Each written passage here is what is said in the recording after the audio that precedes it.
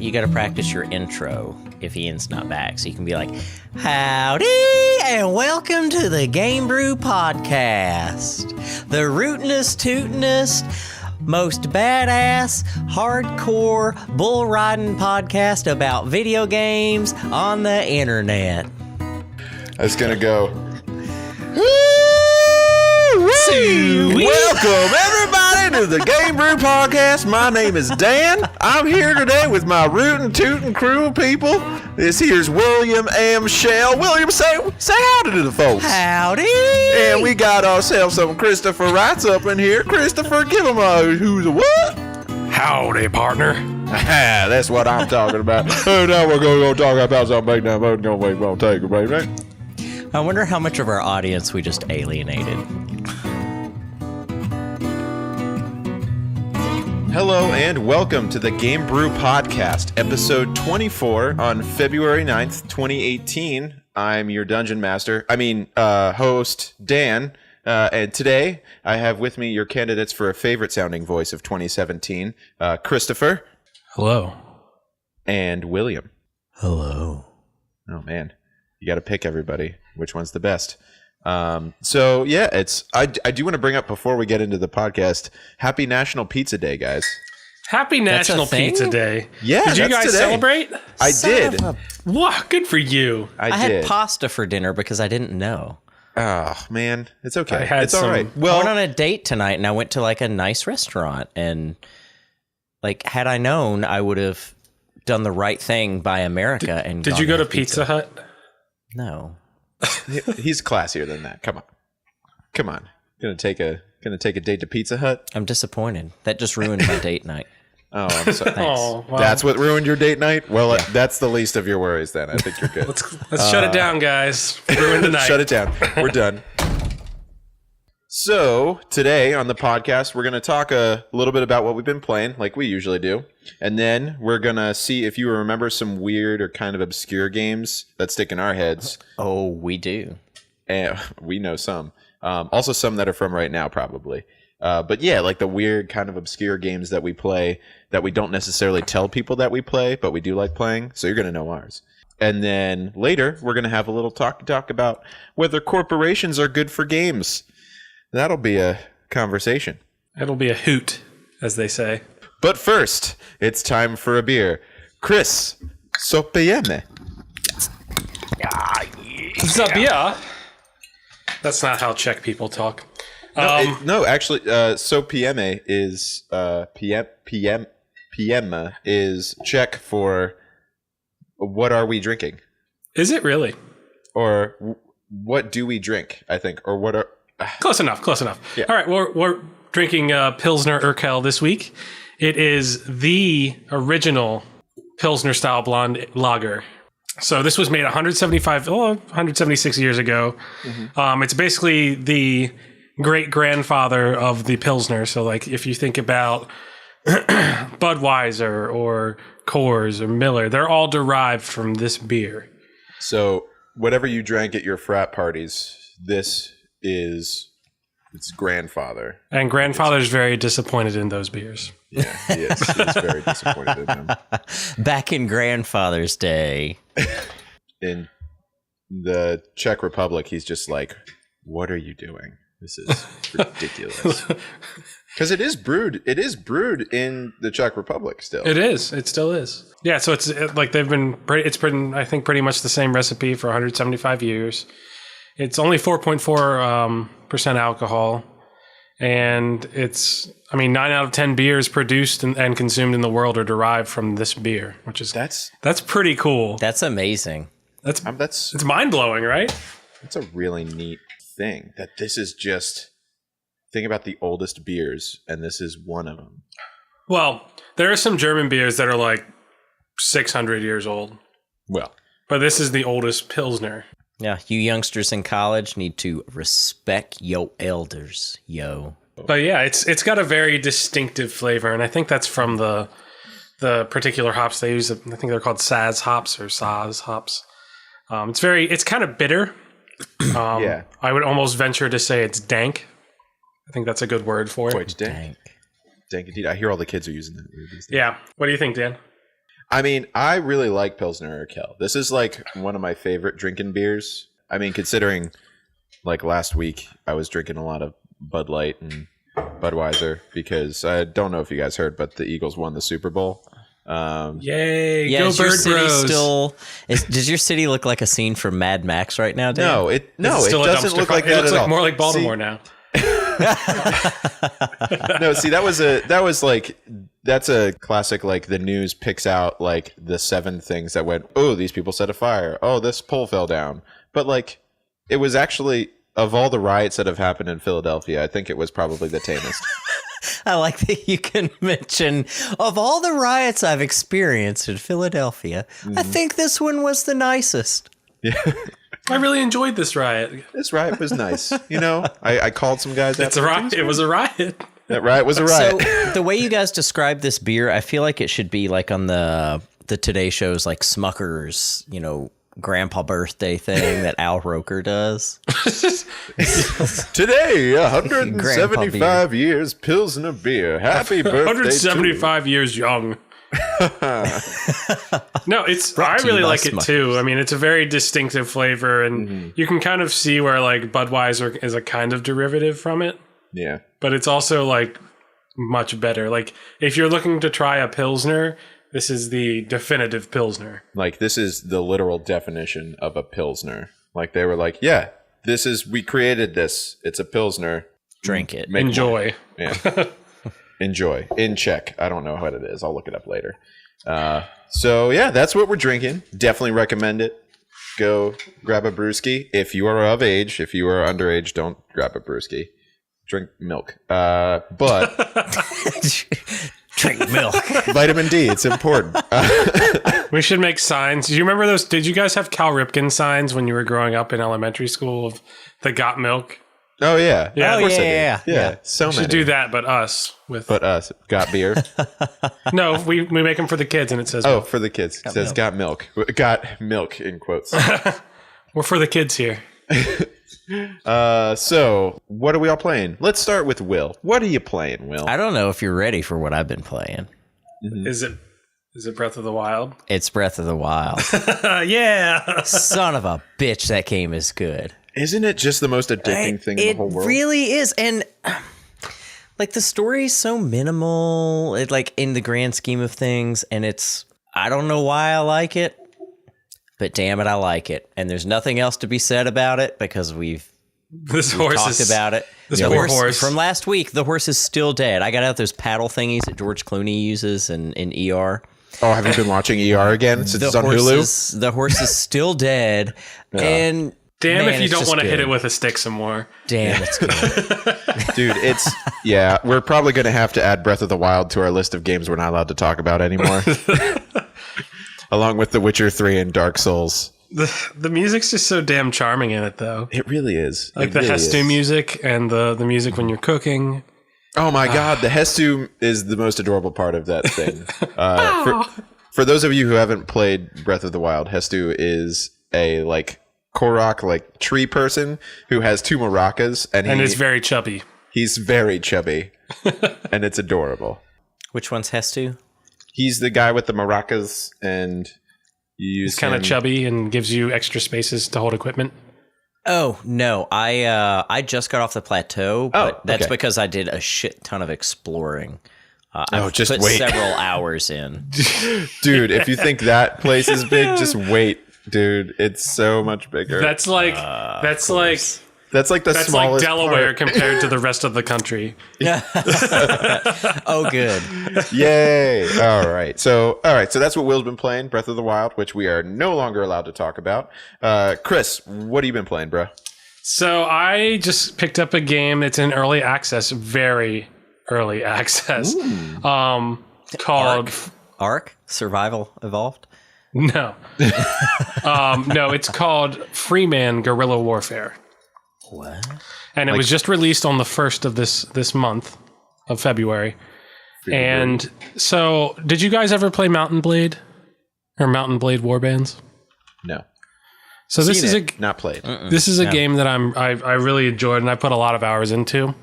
Mountain Blade. So basically, the premise is you're a warlord, and you run around, and you get more followers to build up your army, and you can fight bandits, and then eventually you can become a lord yourself, and like marry people, and like kind of increase your kingdom. Wow. And so that's kind of I really like that, and you can get other heroes that you can add equipment to, and so there's an RPG element, and then kind of a fighting element. So Freeman Guerrilla Warfare is kind of very similar, except it's with guns. So you build up basically like a little guerrilla group, and you can defeat bandits or trade and get more money that way. And you have statistics, so you can get better with guns, or you can have more health, or better at trading, or better at commanding, that kind of stuff. And it also has some RTS stuff to it as well, because you can command where your squads go on the map. This looks like so much fun. I pulled up a video that I'm watching here while you talk, and this looks like a ton of fun. This looks like something I would really enjoy.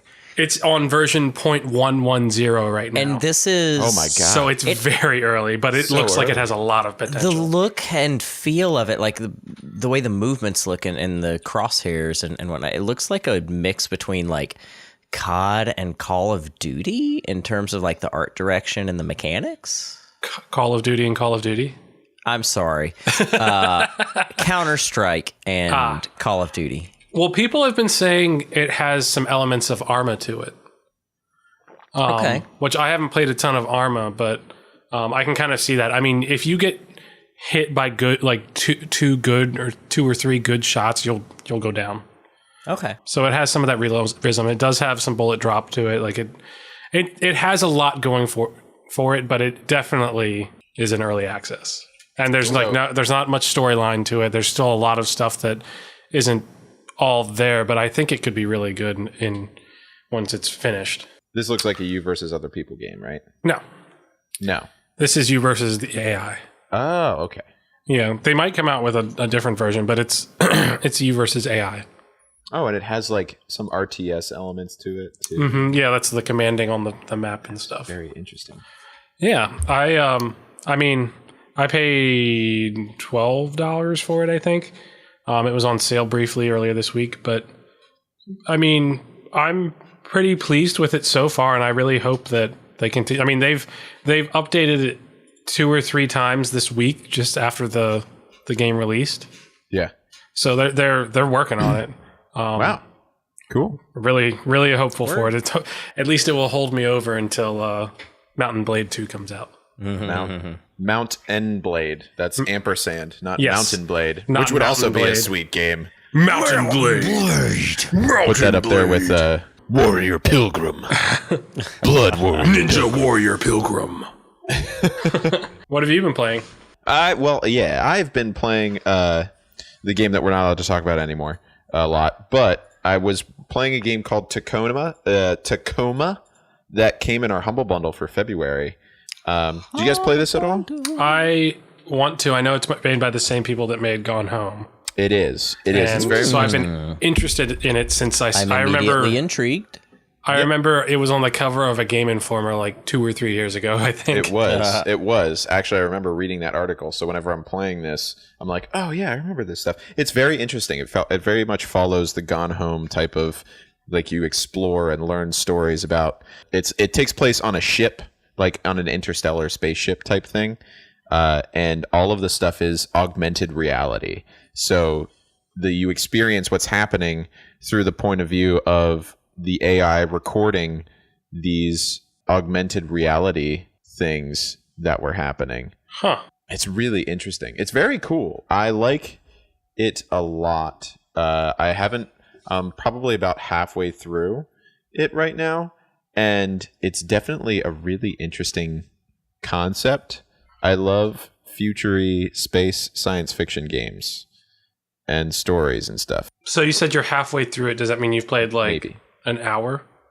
Because I remember Gone Home was very short. Well, it depends on how you're playing it. Like, I was playing it and kind of trying to experience everything. There's a like there's a mentality of playing. I think maybe like an hour is what I've put in, something like that. There's like this mentality of like you have to go back and forth through like playing these scenes with the augmented reality recordings, so you can follow people and see what their stories are and like look at the things they're doing. But all the data that you're looking at is all sorts of, it's kind of corrupted and there's parts missing, so you can't get everything all at once. So you have to like kind of follow all the clues. It's very cool story based stuff, just like Gone Home. So like definitely play it. It's cool. But yeah, that was part of our February Humble Bundle. Which you can still get. Yeah, you could still get it on Humble Bundle, all that kind of stuff. You'll probably hear a promotion from us or see a promotion from us for Humble Bundle, which we are partners with them now. We're a Humble Bundle partner. Is that what it's called? We got friends. We got friends. So you can actually get some like credits towards your Humble payment stuff, and you can get games while giving some back to charity and stuff like that. So it's pretty cool. You'll hear a little bit about that probably later and on our social media stuff. Yeah. But yeah, that's what we're all playing this week. So let's segue into our first section, just like a chimpanzee. We're gonna segue into that first section, where we're gonna talk about our favorite obscure games. Now, these are games which we have played that maybe you haven't, or you might not remember because they're kind of weird, or if it's something now that we just don't know, maybe it's something that you wouldn't think of as a game, but things that we think are kind of interesting to have played and aren't necessarily sure that everybody played. So what are some of those games, guys? Well, probably my favorite game on the Xbox was this game called Gladius. And so Gladius was an RPG with kind of like XCOM battles. So like you would move your character around and kind of, it was lots of positioning, and there were a couple different types of characters that you would fight with, like a Murmillo or a Sam Knight, or like, so like there was heavies, mediums, and lights, and then supports and shit like that. Cool. Basically, you built up your gladiator school and could get the new armor and stuff, and there was a story that went along with it, and you travel from town to town. I think I remember that. I never played it, but I think I remember it. It was a LucasArts game. I have played hundreds of hours of this game. That's awesome. Me and my friend Tyler, like every so often, break it out, and it's because you could do 2 players, so each player controls half the people. It was just a fun game, and like there are a lack of good gladiator games. I will agree with that. Like I want a really good gladiator game. This is the only one that I can really think of. What was the one that came out whenever the Xbox One came out? Rise, Son of Rome. Oh, that was right. That wasn't a gladiator game though. No. He was a Roman. There was an arena that you could fight in, but it didn't really. It had some of the cool fighting, but it didn't have like the RPG elements like I wanted it to. Mm-hmm. There was a gladiator game for your iPhone that I remember playing a bunch in college. Was that the one that was tied with Spartacus? Yes. Yeah. I think because that's whenever I think we played Spartacus. it because we were playing. Yeah, we played each other that in the music lounge because we're cool guys. So that's a little. I can't say I remember that game. I remember seeing it maybe, but I don't remember it off the top of my head. Will, what about you? I'm interested in what your weird stuff that you've played is. So I have 2. Very simple one that there's really not much to say about. And that is, do you remember what a Virtual Boy is? Nintendo's first attempt at VR. I do remember that. Big red thing on a tripod, sits on the desk, and you gotta like crouch. You gotta get it like the right height. Just so. Move around. Yeah, and everything was like red and black whenever you had to look. It was red and black only. So, or if you're colorblind, potentially green. So, red and black only. And a game, I just loved the shit out of Mario Tennis for that. Which we're about to get a new Mario Tennis, but man, it was so much fun. The music was that 8-bit, like, but so much fun. Like, it was just happy music, and you're just whacking a tennis ball back and forth, and you could play singles or doubles, and good it was Lord. fun. I'm looking at a screenshot of it. Oh, you're telling me black and red, man. If you want to have a good 5 minutes, listen to the game music from that, and it's just fun. You will not be in a bad mood after listening to the game music from that. So that's my fun one. And then one that I actually really sunk my teeth into and had some time was on Nintendo 64, and it was called Hybrid Heaven. Hybrid Heaven. And hybrid, is it Heaven or Haven? Heaven. Yeah, Hybrid Heaven. And Hybrid Heaven is, I can't give away the full plot just in case people are going to play this it. Looks cool. The way you would. It was a really fun game, and it kind of it snuck under the radar.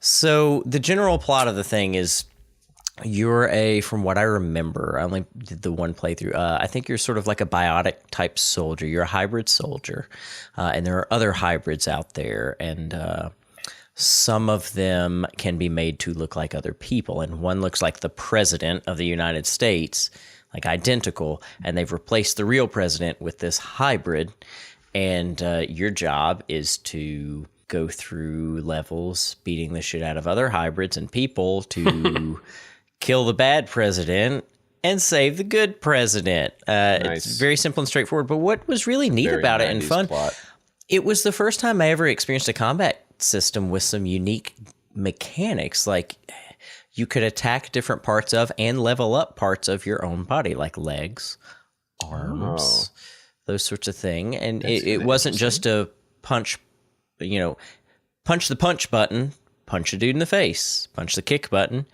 kick a dude in the shin. You actually had to pay attention a little bit and think about what you were doing, and it was a lot of fun. I had a great time with that. It's not the best presentation of story, but that's also a really early attempt at 3D storytelling with vocals. I do believe it had voiceovers. I mean, I like the main character because he's like, it looks like he's got blonde hair. He's got 3 little white like paint marks below his eyes. Yeah, and man. He's wearing a leather vest and jeans, and he's super ripped. Actually, those might be overalls. It looks like they're overalls because there's blue things connecting them. But he has the vest that's leather over the overalls. For sure. They're underalls. That's the look. Underalls. That's just yeah. cool. Yeah, it was a great game and had a counter system to it. It was, if you have an N64 and you find this in a bin somewhere, really recommend. It's like Metal Gear Solid-ish kind of feel, but for N64. Not nearly as good as Metal Gear, but a ton of fun, worth playing through. Nice. Cool. I love those old N64 games like that. Just like that, and like from the PS2 era, that are like brawlers but are a little weird. They're really neat. What I also like, it's like a weird brawler. That's a good way to put that. A weird brawler. One of the other things,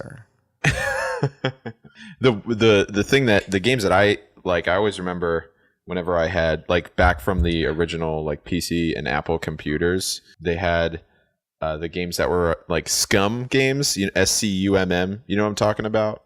They were like adventure games like Myst and Riven and like puzzle solving stuff. A lot of people know about Myst. I think that's like one of the or Monkey Island. Yeah, Monkey Island. That was similar. There was one that my dad had purchased. This came out in 1995, 1996. It's called The Dig.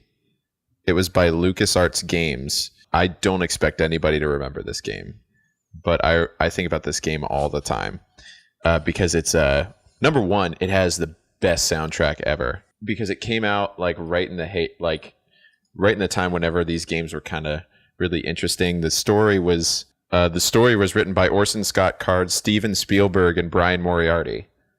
So wow.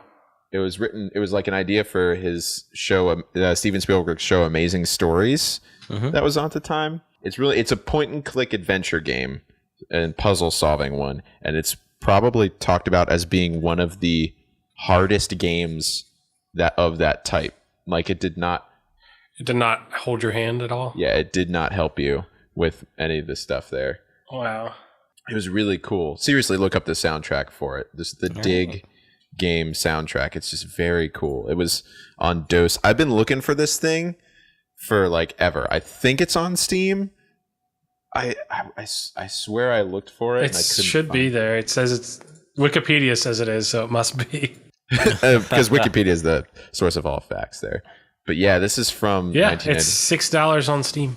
I'm definitely purchasing that, and you should purchase it too because it is a really good game. It has like ups and downs. It moves. There's emotions. There's emotions. I laughed. I cried. It moved me, Bob. Well, I mean, I was 8, so it was really hard and a cool game. But that's just like, I loved those games, like the point and click adventure ones and the DOS stuff. I thought those were really into cool. them. Really? Yeah, not really. Oh, I'm sorry about that. I'm sorry too. Like I tried recently to get into Grim Fandango, and it didn't really do it for me. Yeah, I picked that up, but I haven't started it yet.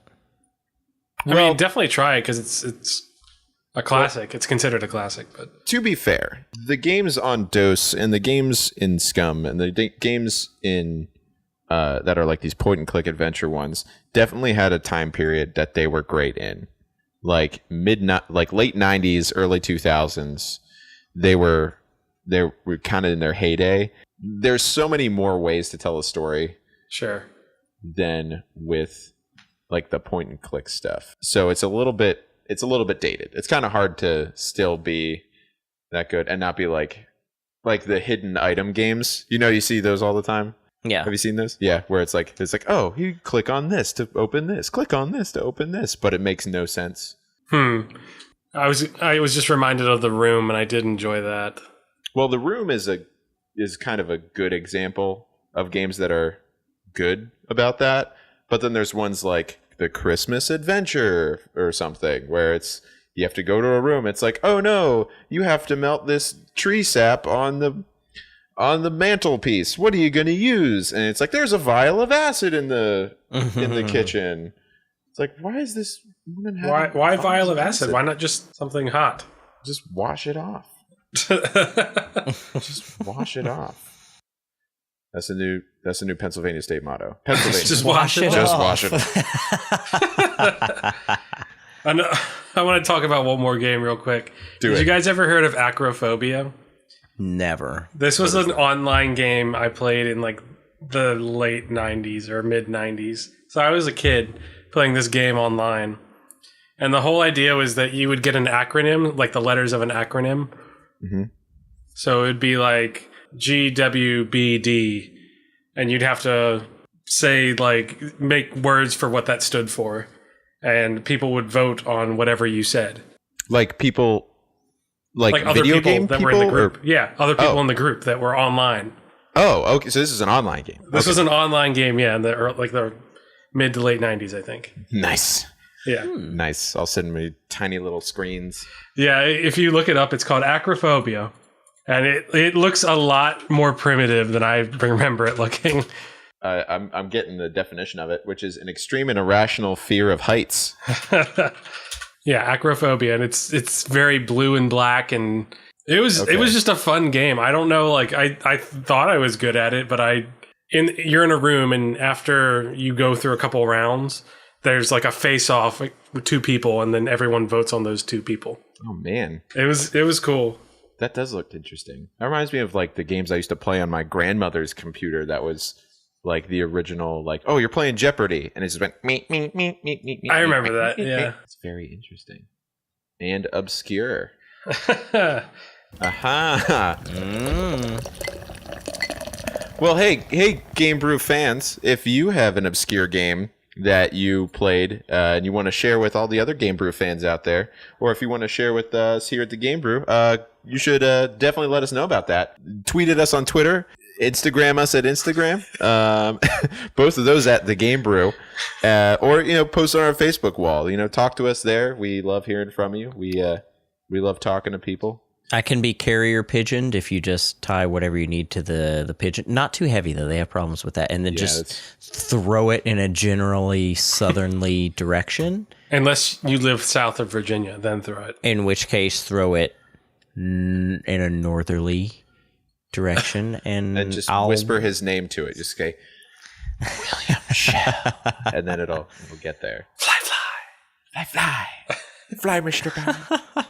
So yeah, so we're gonna take a little break because Pilsner just goes through you, and we'll be right back, and we'll talk a little bit about whether corporations are destroying video games or not. So stay tuned.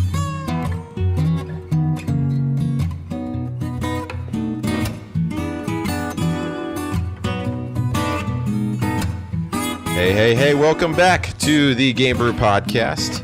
We just finished our little break here, so we're going to check in with our brewskis.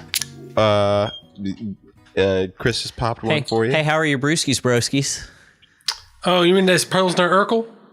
Yeah, I mean that Pilsner. I don't know how to do. Urquell? How do you do Urquell? bro voice? I can't do That wasn't bro voice. That was. I think he was making fun of you more than anything. I think brew. I mean, Ian's not here, so we can make fun of bro, we got Californians. these Pilsners, bro. We can make fun of Californians going on the 401 down to the 252, drinking the 579. You know, to get this Get beer, some of those choice waves. You know, to get this beer, I had to go over to 306, and then up to the 295, and then back down just the 4. There's a 4. Just a 4. Well, you have a 1. I don't know. I'm just making Good old up Route numbers. 1. Good old Just Route making shit 95. up. Interstate I-95. That's what we take everywhere. Actually, It's good. Anyways, the beer's good for me. We digress. It is crisp. Well, maybe it's not crisp. It's refreshing. It's pretty light. Yeah, I wouldn't Easy say to drink. It's not I crisp. wouldn't say crisp at all. You know, that's kind of I think that's the difference between like a real Pilsner like this and an American style Pils, like the Budweisers, and that they're a little bit lighter. You can almost trick flavoring. yourself in thinking that you're getting hydrated with those. Right. Yeah. Whereas with this, I know this isn't water. Like when I'm drinking this, like this is not water. Yep. This is some delicious beer. Some of that. Yeah. Some of that. Delicious beer for you and for me. Cool. So yeah, I mean, it's treating me good. I'm not. It's actually treating you well, I think. No, it's treating me pretty good. But it's. I mean, it does. But yeah, I'm not like blowing through it. Like last week when we were drinking those ciders, I was just going through those like it was nobody. It's like candy. Yeah. Liquid candy. All I right. sometimes like them. Sometimes I don't. I think I can't drink IPAs all the time. I think that's the reason I like Pilsner is because if you just drink IPAs constantly, you get kind of, what's the word? I get a little disenfranchised, disenchanted. Constipated. I think that's just you, Will. I think we've talked about that. Yeah, I kind of get that. Like for a long time, I was just drinking all the IPAs, and I had to stop. And then after that, I had my brown phase. So you're like, are you like a painter? It's like this is your brown period. Yeah. Yeah, it was my brown period. And now I'm kind of going back to everything like more balanced, a balanced diet. But yeah, I was digging the Browns for not the football team, the beer. I don't know anyone who digs the Browns football team right now. People from Ohio, half the people from Ohio, I guess. Half the people from Ohio. Oh boy. Yeah. So yeah, Pilsner still treating us good. Well, let's jump right into our second topic of the night. Are corporations destroying video games is what I have aptly titled this section there. So basically, this is another one that Will sent me an article saying, "Hey man, have you read this? It's really cool." And whenever I read the article, I was like, "Ooh, we should use that as a topic." Or Will was like, "We should use that as a topic." Somebody said we should use that as a topic on the podcast. It's important to have a conversation about yeah. Like as gamers. Yeah, especially now. So just to put in context, the article describes a lot of stuff that happens about video games where a lot of the big publishers, it feels like, are kind of taking all of the things that are good about video games and just throwing them out the window and making it as it's kind of like a money grab. So just some stats for you. Stats, man. Stat man. In 2016, Forbes reported that the video game industry made about $30.6 billion in sales. That's a lot of dollars. That's a lot of dollars. 3 times as much as the film industry. Yeah, the film industry only made like 11.4 billion in box office receipts. Little baby film industry. So, but that's crazy because the film industry has been like the prime entertainment moneymaker forever, or since movies were like invented. So it's just crazy that kind of stuff happens. So it makes sense that these larger publishers and these corporations are going to say, this is a huge place we can make money. Let's try and squeeze the most out of it that we can, which is where we get a lot of the stuff that's really negative about like these big name game developers and corporations involved For sure. with that.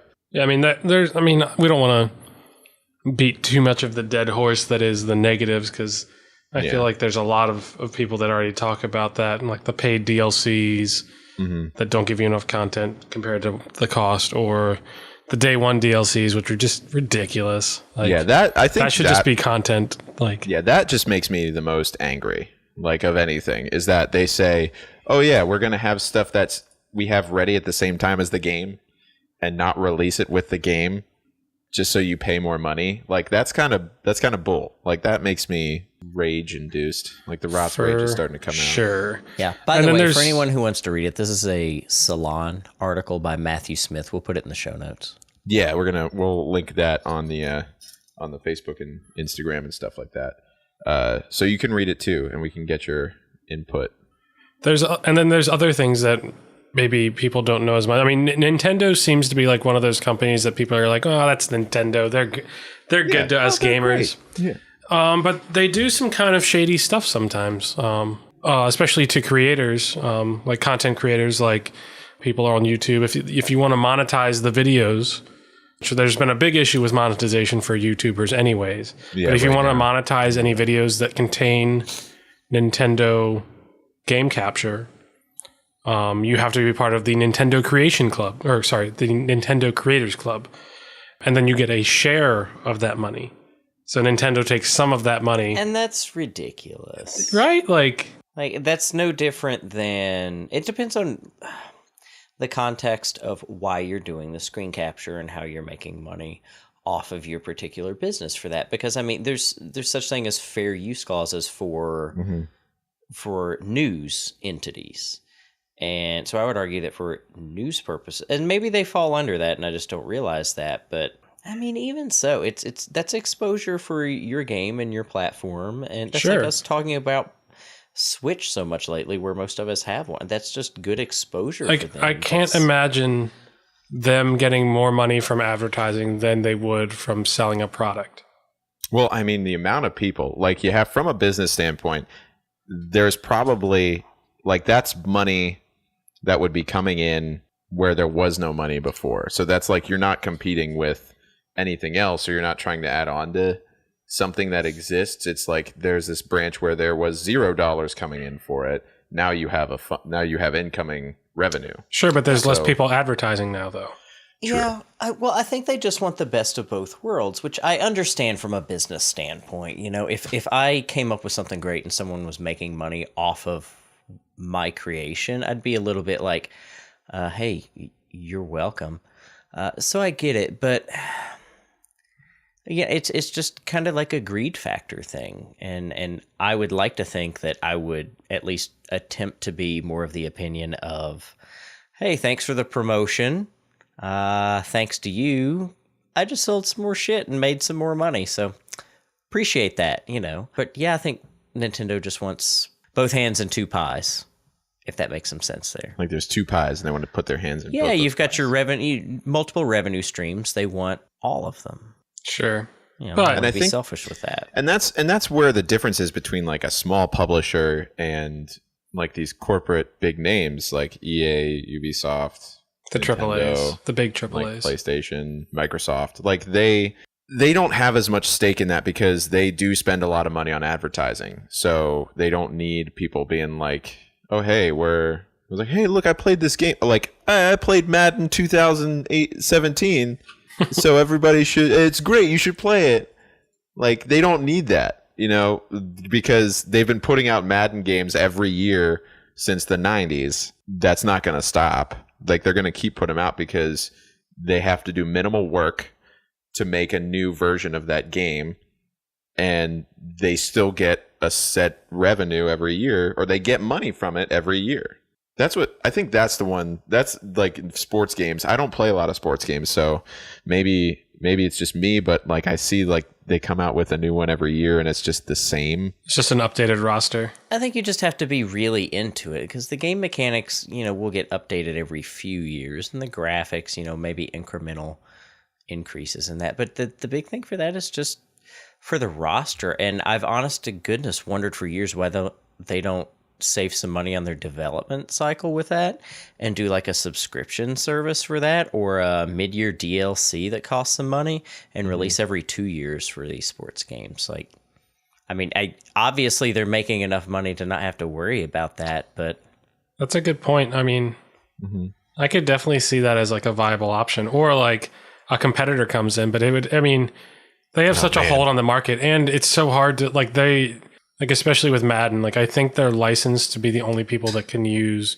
the actual names of the players in the NFL. Of the players? Yeah. Wow. Yeah. That's smart. Well, I get that. That kind of takes away the yearly release, honestly takes away the fun factor for me a little bit. It's like Call of Duty, for a while. It was just like every year was a brand damn new Call of Duty. Or brand Assassin, new. And Assassin's it was just Creed. like, Assassin's Credo. Why? This is more of the same stuff. And it drove me away from playing that franchise for years. And it's not that it's bad. It's just like, hey, you can only spaghetti for dinner again. You can only have spaghetti so many times for dinner before you're like, well, I'm sick of fucking spaghetti. But I put meatballs on it this time. Well, it's still spaghetti, man. Still spaghetti. Yeah, so I'm not a fan of the yearly release cycle. Yeah, and I'm really glad that Ubisoft kind of chilled out on that. On the Assassin's Creed stuff? Well, and Far Cry. They pumped the brakes a little bit, which was nice. Well, you know what? You know what grinds my gears the most? With what is it, Peter big Griffin? Publishers doing? It's the microtransactions. And I get that you want people to be exposed to your game and like give them a little taste. And we've talked about microtransactions before. Yeah, so we can be more specific and, go into like Battlefront or different things such as that. But that to me has killed mobile. Like, I have zero desire for mobile gaming, period. Not even a little bit. It's hard to be someone like who plays games on a like gaming PC or has subscriptions to games, because with Humble Bundle, I mean, we get games every month without a good handful of games. Yeah, a pretty good amount of games. So I don't think we have the same like level of like, oh, you know what, I want to play this game every day for a while because we have a whole bunch of new stuff. We're kind of we kind of have video game ADD. I definitely have that. Yeah. But it's definitely easy. I like doing some research I was reading into on microtransactions and we talked about this again on the free to play stuff where they make the game about waiting, and you can pay money to not wait or like to beat levels because they're hard. So it makes it easier. Like the whole Candy Crush phenomenon in I think it was 2014 maybe. And whenever that came out, it was just like everybody and their mom literally was playing Candy Crush on Facebook, on mobile games, just on the internet. I feel like I unfriended people on Facebook if they tried to ask me mobile to do gaming is huge, stuff. and I don't like what mobile gaming is doing to the gaming industry. I feel like mobile gaming is a huge push for this like day one DLC bullshit, and like any sort of paid transaction, micro or not, I feel like is a byproduct of how huge a cash cow mobile gaming is. And it just, I don't like that that's filtering into the mainstream gaming population and mainstream games from the bigger studios, because I mean, look at the debacle that was Battlefront. People didn't even understand that system. Yeah, that was a little crazy. The one thing that I will say about Battlefront that I do like. So Battlefront was a successful series. 1 or 2? Well, I mean, like, or the series in general. I'm talking about the series in general. I see. Like when it came out, the first ones that came out in 2004, people were just like, "Oh my gosh, these are great." I loved them. Battlefront 2. I played the shit great. out of those. and LucasArts, where we could have a whole episode talking about what happened. We should have a whole episode of how awesome LucasArts used to be. I think, and I have something in that for this topic, but I'm going to save that. We're going to do a microbrew about the rise and fall of LucasArts gaming. So look for that in the future. But this was in like the heyday. Like this was whenever they were putting out some really awesome things. For sure. And it had like so much to it. Like the whole campaign, like the Galactic campaign. I love that. And that was cool. And while that was missing from the EA version of Battlefront, EA bought that IP from Disney or from LucasArts, I think, back whenever they went. I think they obtained it from when I think they obtained the Pandemic went down. Yes, whenever Pandemic went out of business, they bought that IP from them, and it's really awesome that they did another one. Like whenever Battlefront came out, I was like, yes, Star Wars shooting, I'm for it. And even if it had its negatives, like the DLC stuff was kind of silly, the season pass stuff was a little silly, but it was still Star Wars and it was still Battlefront. And to me, and it was made by DICE, who we thought DICE makes good Battlefield games. DICE makes good Battlefield games. They do. I mean, they do. They really DICE do. That engine, Battlefield's real good. yeah, that engine that they have is just great. And Frostbite. man, that thing is pretty as butts. Like you look at that game and it is like, who doggy them? Well, I mean, that was how we felt about Mass Effect Andromeda, and that was in the Frostbite engine. That's true. So Frostbite is very good for graphics. That is definitely true. So that's what I think the corporate side of gaming is a little frustrating, but it's kind of necessary to keep the games that we like alive. Like sometimes there are games that you can't expect to keep going unless they have the money behind it. Sure. And Star Wars games, unfortunately, it became so saturated that there were a bunch. There were some bad Star Wars games. The Heroes of Tarakasai or something like that. Or remember, that was like the Star Wars fighting game. Do you remember that one? No, it was really bad. Look it up. I forget exactly what it's called, but it's not good. I have written in here like cross-platform gaming is now a thing. It's becoming more of a thing. It's becoming more of a thing because these corporations are noticing that people want that, and these game developers that are like working for this stuff, even though and Sony's still holding out. They are. Which is ridiculous, but like I'm glad Microsoft is starting to embrace it. Like I know Sea of Thieves is coming out soon, and I know that's going to be cross-platform, which is cool. Right, that's an alpha right now, I think. Yeah, I think it comes out in like March. Something like that. I think right now you can play it on if you pre-order it, you can play it on Xbox or PS4. But like being able to play with your Xbox buddies on your PC is going to be awesome. That's going to be pretty cool.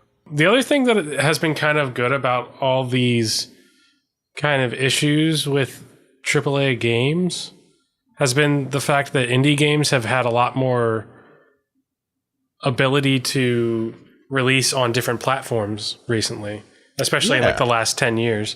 Like places like Steam and Humble and even the Xbox Arcade. Like it's just so much easier for things like that to come out, and people are turning to those more and more because they have sometimes higher quality gaming experiences as far as maybe stories or gameplay, maybe not graphics, but that's fine. Yeah. A lot of those games don't rely on graphics too. Like that's whenever it's an indie game, sometimes it's based more around the play style than it is around whether it looks or the story.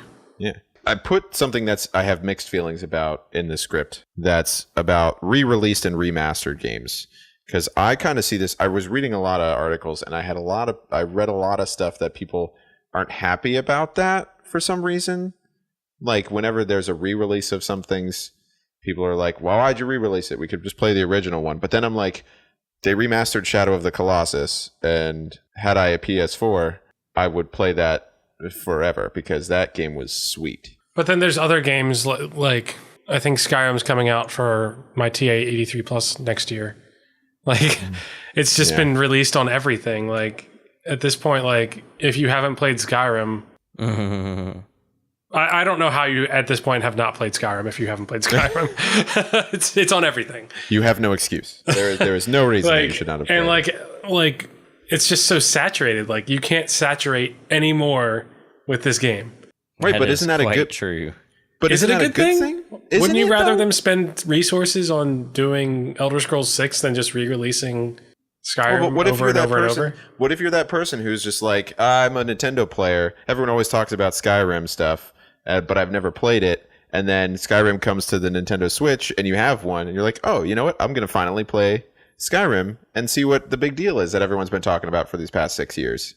Or you could have just played it on an Xbox 360 that you bought for $40. Well, maybe they didn't want to. That's, I don't know. I'm looking at it from more of a positive viewpoint, I think. And I've just got a bright and sunny disposition. What can I say? I mean, I don't know. I'm mixed on it too. I was really happy to get the collection of. So I didn't have a PS3. So this is kind of the same thing. I didn't have a PS3, and then got a PS4. So then I bought the Uncharted series that came with 1, 2, and 3. And I was like, okay, that's cool. I didn't play these games when they first came out, so it was nice for me to catch up on those. So yeah. Will, are there any collections of games that you've bought? Mass Effect, that's it. Well, because you played all of the Mass Effect games. Yeah. Aside from, did you play Andromeda? Yeah. Okay, good. Just checking. I got to make sure. I love you went the Mass Effect series. Son of a bitch, it's good. So that's kind of interesting. I think I bought the Devil May Cry series whenever they released that as a bundle. And I think that was great because, again, it's I remember playing this on PlayStation 2, PlayStation 1. PlayStation also. And I just love the Devil May Cry games. I like that style of gameplay. I think the story, even though the story is super ridiculous and over-exaggerated, it's just wonderful. Yeah, I have not played any of them, but I need to. I know, I've heard they're good. You do. I'm gonna send you some bundles of stuff. Bundles of joy. Bundles of devil bloodshed. But no, isn't that a fun word? Bundles. Bundle. Just especially whenever you grundles. Yep. Just it's the gooch, man. The fleshy love bridge. Is that what the card is? I don't know. I've lost where we are. How do we feel about companies right now? I don't know if I want to put I don't want to put a definitive statement on it because I'm still so torn. There are there are companies that are doing good things. Like CD Projekt Toot has been has been doing a really great job with their games, and I hope it continues with their upcoming games as well. But there are examples of good companies. I mean, I think that id's doing a really great job. There are good companies that just... The companies that are sticking to their guns as far as... EA is very much we want to monetize our games so that they're always constantly giving us money. And I know Square Enix and id both have come out and said, we don't care. We're going to just keep doing single-player stories, and that's fine. You don't need two hands. I understand wanting to make more and more and more. I get it. Money's important for your business to grow. And if your business is going to grow, you need to pull in more money. But that's the most ridiculous capitalist mindset of it. There comes a point where you can't grow anymore. You have to sustain where you are and take care of your employees and take care of your customer base. Shareholders don't like that. Yeah, well... tough shit. It's not realistic. Apple can't continue to grow, despite the fact, I say this all the time, but more people can be born. Apple just had their biggest quarter ever with iPhones or some shit like that. It was just insane to me. But in any case, Apple can't continue to grow. Microsoft can't continue. At a certain point, it stops. At a certain point, you're going to boil over and start losing what's in the pot, so to speak. I mean, kind of like all those Bitcoins that you guys bought. Well, I just think it's important to keep that in mind. And I'm going to buy a Lambo one day, and you're going to be sad. It's all right. It's not road legal anyways. It's fine. I'll show you road legal. And that's all I have to say about that. All right. Thank you, Forrest. All right. Yeah, and I'm gonna stay lukewarm on this. I don't really have because I have things I like about it. There's some stuff that they do that's kind of shitty, but they also bring a lot of stuff that I still enjoy and play. So there you go. Sure, it's an up and down. It's an up and down. It's a wave. A give and take. It is. Sometimes I'm a little bit country. He's a little bit. Sometimes I'm a little bit rock and roll. That's when it happens. Hey, Game Brew fans, what do you think? Like, what makes you mad? What things do you like? Do you think corporations are good or bad, or are you afraid that they're going to find you if you say what you think about them? We might not be able to do another episode. Maybe we'll be. Maybe taken I out go by missing. the EA police. Oh God, I hope there's not EA police. Well, there's EA police, but you have to pay like $15 extra to have them come to your house. Otherwise, you have to go find. And then them. you pay them again to use like the nicer handcuffs. Or if you pay a lot, you can use the fuzzy handcuffs. Ooh. Yeah, I was going to say you get different skins for those handcuffs. So yeah, hit us up on Twitter or Instagram at The Game Brew, and go to our Facebook page, The Game Brew Podcast, or go to our website and thegamebrew.com. .cam. Or go send us an email to thegamebrew@gmail.com. All right, Game Brew fans, thanks so much for tuning into the Game Brew Podcast. We're going to head out for the night, but tune in next time, and we look forward to hearing from you on social media. So, hey, everybody say goodbye. Goodbye. Goodbye.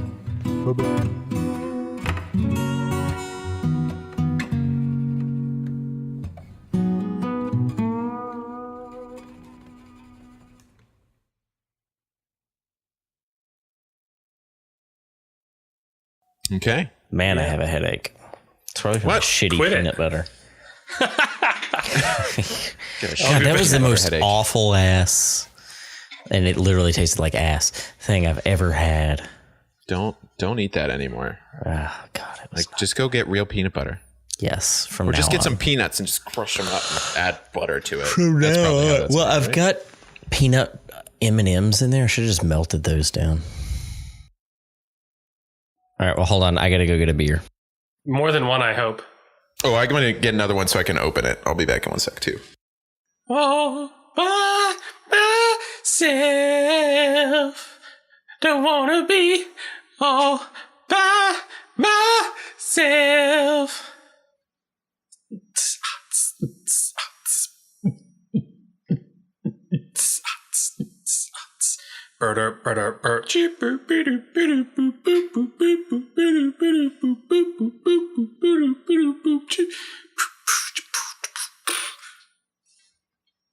My beatboxing skills. No one knows about my beatboxing skills.